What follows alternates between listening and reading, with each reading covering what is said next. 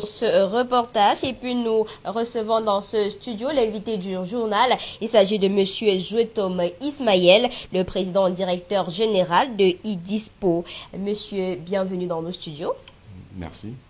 Alors, iDispo, vous avez précisé que c'est la première plateforme mondiale de réservation de services de proximité en ligne. De quoi s'agit-il exactement?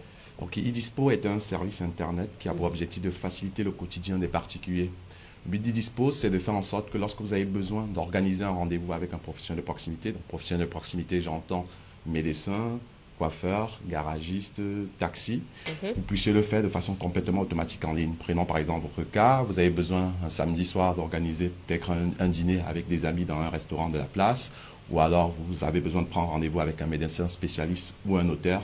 Grâce à iDispo, en quelques minutes, sans avoir décroché le moindre coup de fil, vous allez pouvoir vous exprimer par exemple en langage naturel avec votre téléphone ou tout autre support et voir le rendez-vous s'organiser automatiquement. Donc plus de perte de temps à chercher dans des annuaires, à décrocher le téléphone. iDispo simplifie le quotidien des particuliers dans ce sens. Et comment est-ce que vous travaillez au quotidien? Au sein de iDispo.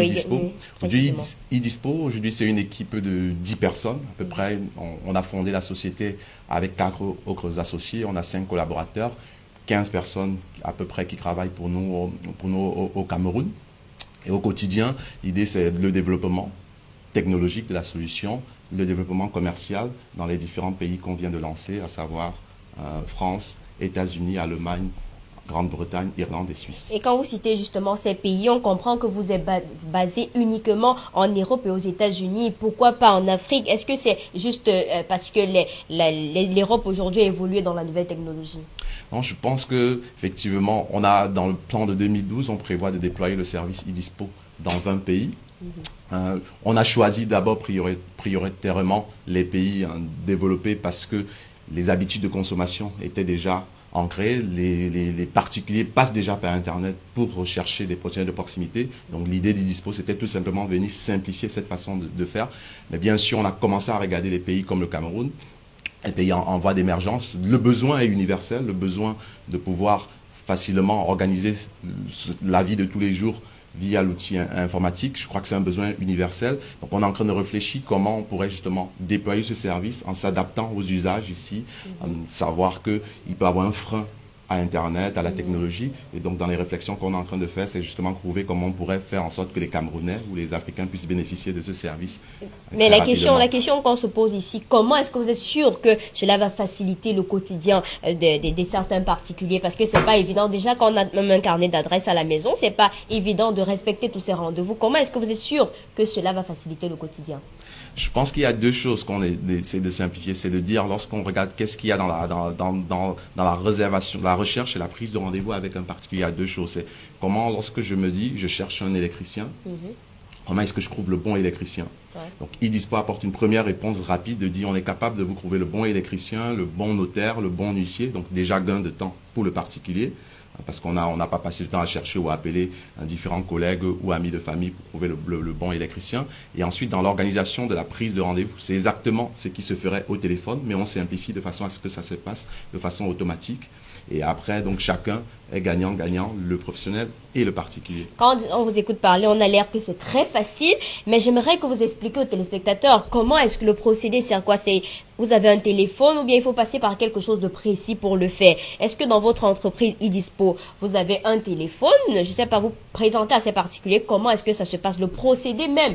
C'est-à-dire que vous avez besoin d'organiser, comme vous dites, un événement quelque part et puis il faut respecter sur cet événement-là, les préparatifs et tout ça. Comment ça techniquement, concrètement, comment ça se passe?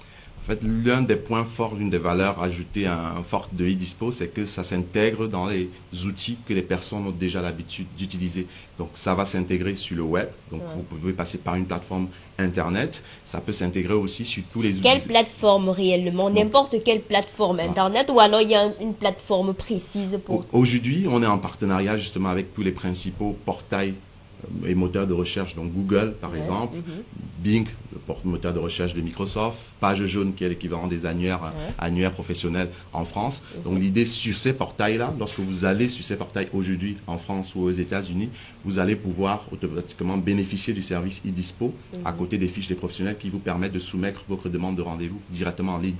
On est aussi en discussion avec des acteurs comme des constructeurs automobiles de façon à intégrer cette technologie dans la voiture. Donc, je ne sais pas si vous vous rappelez de la série Michael Knight. On arrivait à parler avec cette voiture. Donc, e-dispo est en train de travailler justement avec un constructeur très connu en Europe de voitures pour intégrer justement cette intelligence au sein de la voiture de façon à ce que vous conduisez votre voiture et vous puissiez dire organise-moi un dîner avec 4 amis en parlant avec la voiture et la voiture se chargera d'organiser le rendez-vous via e-dispo.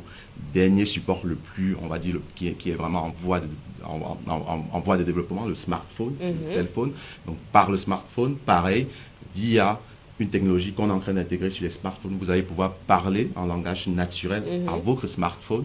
Donc on va offrir en fait à chaque citoyen la possibilité de devenir un peu un boss, puisqu'on va se sentir un boss en disant à son téléphone, organise-moi tel rendez-vous en langage naturel. Et imaginez juste un instant qu'en plus ce langage naturel, et c'est un appel que je fais à des développeurs. Et ça se valide, ce rendez-vous-là, c'est-à-dire que je prends mon téléphone, je demande à mon téléphone, bon voilà, organise-moi un rendez-vous et tout. Est-ce que c'est, comment j'ai le retour que tout est prêt? Voilà. En fait, qu'est-ce qui se passe lorsque vous soumettez votre demande, elle arrive sur notre plateforme, la plateforme e-dispo. Il y a deux choses, il y a à la fois un traitement peut-être par un humain ou un traitement automatique. C'est-à-dire, si le professionnel est déjà inscrit à la plateforme e-dispo, ça se passe automatiquement parce que lui, il a déjà accepté de recevoir les demandes de rendez-vous e-dispo, soit par SMS, soit par email, soit par le moyen de son choix. Et lorsqu'il n'est pas encore inscrit, il ne connaît pas la plateforme e-dispo, c'est un opérateur e-dispo qui va se charger de valider ce rendez-vous et de vous le confirmer après par SMS ou par email. Donc, à chaque fois qu'on passe par e-dispo, on a la garantie d'avoir son retour et la confirmation de ce rendez-vous. Je voulais justement insister sur cette partie langage vocal et je disais d'imaginer juste un instant, et c'est un appel que j'ai lancé justement aux développeurs, que ce langage puisse comprendre les dialectes des différents pays, je pourrais prendre le Cameroun. Ça veut dire qu'on va permettre, même à des personnes où aujourd'hui Internet est compliqué à utiliser, vous soulignez un point important, l'Afrique, comment on utilise, ça veut dire que ma grand-mère, ma maman... La grand-mère qui ne parle pas français, donc on aura un téléphone qui parle par exemple la langue de Banjoun, nous sommes à l'ouest au Cameroun. Exactement, et il pourra s'exprimer en Banjoun en disant, est-ce que tu peux envoyer un SMS ou organiser un rendez-vous avec XXX ou toute autre chose et voir le rendez-vous s'organiser automatiquement. Mais vous, à e-dispo, qu'est-ce qui vous a motivé? Est-ce que c'est parce que aujourd'hui des partenaires ou bien des particuliers vous ont dit que voilà, ça ne marche pas, on n'arrive pas à s'en sortir avec notre carnet d'adresses ou avec nos secrétaires qui sont chargés de faire tout cela à notre place? Qu'est-ce qui vous a motivé, vous, à e-dispo? Le e-dispo est né d'un besoin personnel. J'aime bien le dire, j'ai créé e-dispo, en tout cas l'idée de départ d'e-dispo est partie parce que je voulais organiser un rendez-vous avec un médecin spécialiste. J'ai dû passer 15 coups de fil pour organiser le rendez-vous. Et là, le tilt est venu en me disant comment j'étais au travail, comment j'ai perdu plus de 30 minutes pour organiser un rendez-vous où finalement le créneau ne me convenait pas. Et c'est de là que l'idée est partie. Et on s'est dit, c'est un besoin qu'on trouve dans la vie de tous les jours. On a commencé à valider l'idée autour de nous et on a senti que c'était un besoin réel. Et c'est pour ça qu'on a décidé de se lancer dans cette aventure. Et donc, j'ai décidé de quitter Microsoft en octobre 2010 pour me mettre à temps plein sur le projet e-dispo et pour aller essayer de relever ce challenge important. Aujourd'hui, on est en Afrique parce que vous êtes africain, camerounais. On a tellement de problèmes au quotidien. On se demande bien quelle est la portée aujourd'hui de e-dispo pour le développement même de notre Afrique quand on sait qu'on a tellement de problèmes. On n'arrive même pas à sortir de nos endettements. Comment est-ce que e-dispo va nous aider à faciliter le développement de l'Afrique et particulièrement le Cameroun puisque vous êtes camerounais? Oui, donc, je pense qu'il y a deux aspects. Il y a un premier aspect qu'on a déjà commencé à mettre en place, c'est-à-dire on s'est dit le Cameroun a des ressources qualifiées, des compétences, une main-d'œuvre qualifiée et a des atouts. Les personnes sont bilingues et donc on avait déjà des activités chez e-dispo qui pouvaient se faire en France. On a pris le choix de les externaliser au Cameroun. Donc aujourd'hui, on a à peu près une dizaine de personnes qui travaillent pour e-dispo au Cameroun via un partenaire Remedia qui fournit justement un service de centre d'appel. Donc lorsqu'un Français ou un Américain fait une demande de rendez-vous via la plateforme e-dispo, c'est un Camerounais ici à Douala qui va souvent prendre en charge cette demande de réservation et s'assurer que justement la prise de rendez-vous soit validée des deux côtés. Et donc ça permet à ces jeunes déjà de trouver du travail, mais de s'ouvrir aussi parce qu'ils voient bien les problèmes auxquels sont confrontés ces professionnels qui sont basés en Europe ou aux États-Unis. Et on prévoit également lancer un centre de développement parce qu'on pense qu'ici au Cameroun, il y a des personnes dans la partie développement technique qui ont des compétences. Et donc l'idée, c'est pareil, c'est de tirer parti de la main-d'œuvre qui est au Cameroun qualifiée pour faire un avantage, pour en faire un avantage compétitif pour IDISPO. Est-ce qu'il y a d'abord un diplôme précis pour être là-bas ou alors est-ce qu'il y a une formation pour s'intéresser à cette nouvelle technologie?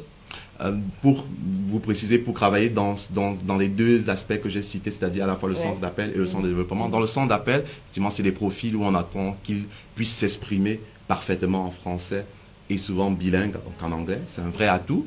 Ça permet, de l'autre côté, lorsqu'il communique avec un Français, un Américain, de ne pas sentir que la personne est à distance, puisqu'il faut bien que le Français se sente à l'aise de se dire c'est quelqu'un qui m'appelle de la France ou c'est quelqu'un qui m'appelle des États-Unis. Donc ça, c'est la première priorité. Donc on prend plutôt des profils Bac plus 4, Bac plus 5. Et sur la partie de développement, c'est plutôt des ingénieurs informaticiens, soit sortis d'école, qu'on va faire monter en compétences pour travailler sur la plateforme IDISPO. Donc ça, c'est le premier aspect.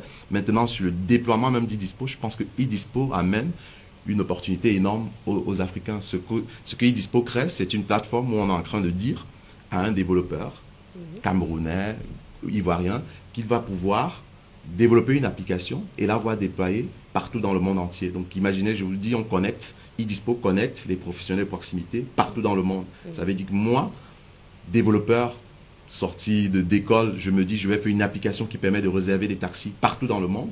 Aujourd'hui, c'est possible grâce à IDISPO et sans avoir besoin de bouger du Cameroun. Donc, c'est une opportunité qu'on va apporter à l'écosystème de développement en Afrique. Alors, pour sortir de cet entretien, je voulais tout simplement dire que nous sommes regardés à travers le monde, en République démocratique du Congo, au Tchad, bref, au-delà de nos frontières. Si vous avez, comment est-ce que le Congolais qui nous regarde en ce moment pourra faire, s'il est intéressé par cette plateforme? Aujourd'hui, comme je le disais, on prévoit dans le plan de déploiement d'IDISPO, on est en train de réfléchir à comment on pourrait intégrer une série de pays africains, justement, que ce soit Cameroun, Congo, Côte d'Ivoire. Il n'y a pas un réseau où aujourd'hui quelqu'un à la fin de ce journal pourra bien dire voilà, c'est quelque chose qui m'intéresse et comment je fais pour... Déjà, je crois que tout le monde peut se tenir au courant en allant sur notre site internet qui est www.i-dispo.com. Donc, depuis ce site, vous pouvez déjà télécharger l'application IDISPO et l'utiliser, même si vous êtes congolais et que peut-être par chance vous allez en France ou aux États-Unis et que vous avez besoin d'organiser des rendez-vous là-bas à titre professionnel ou personnel, vous pouvez déjà utiliser la plateforme IDISPO justement pour vous faciliter cette tâche. Alors, Monsieur Dzotom Ismaël, vous êtes, il faut rappeler que vous êtes président directeur général de IDISPO, de la première plateforme mondiale de réservation de services de proximité en ligne. On va vous dire merci d'être passé à Canal 2 Info. Merci. Et on espère que IDISPO permettra le développement de notre Afrique et voire du monde entier. Alors, on va se quitter. Avant de se quitter, on va rappeler quelques informations au-delà de nos frontières. En Guinée-Bissau, la situation en Guinée est maintenant normalisée. C'est une déclaration du président de la Commission de l'Union africaine, Jean Ping, à l'issue d'une visite à Bissau de 2 jours après une tentative présumée de coup d'État suivie de violences meurtrières dans ce pays. Et puis en Côte d'Ivoire, Charles Blé Goudé, ancienne figure de proue du régime de l'ex-président ivoirien Laurent Gbagbo, recherché par la justice de son pays, a appelé mercredi à un dialogue sincère et franc entre pouvoir et opposition pour une vraie réconciliation nationale. Et puis l'attentat du Nigeria encore. Les chrétiens durcissent le ton et puis ils ont précisé qu'ils répondraient à toutes les nouvelles attaques après une vague d'attentats attribués à des islamistes qui ont visé notamment des églises et qui font craindre une escalade des violences interconfessionnelles. Tous les détails de ces informations au-delà de nos frontières, vous les aurez dans nos prochaines éditions, mais avant le rappel de mini-titres de ce journal. De nombreux responsables